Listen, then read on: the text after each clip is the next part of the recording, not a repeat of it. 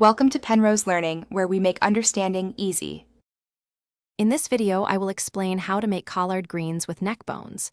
First, gather your ingredients and prepare your workspace. We'll start by meticulously cleaning the collard greens, ensuring they are ready for cooking. Then, we'll focus on seasoning and browning the neck bones to build a deep, savory base for our dish.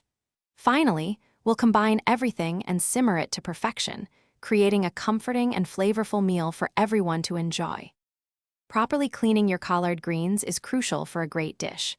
Begin by washing the greens thoroughly under cold running water, repeating this process at least 3 times to remove any grit or soil. Next, carefully remove the tough, central stem from each leaf.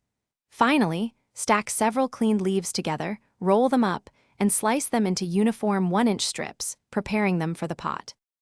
Now, let's prepare the neck bones, which are key to the dish's flavor. Season them generously with a blend of salt, black pepper, and garlic powder.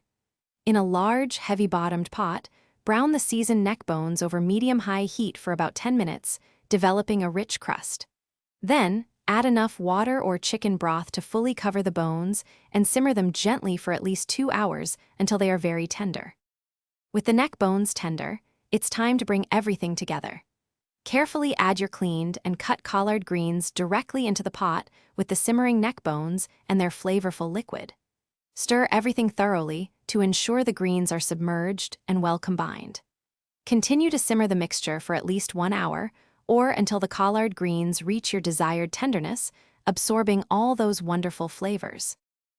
Thanks for watching. If this was helpful, leave a like and consider subscribing. See you next time.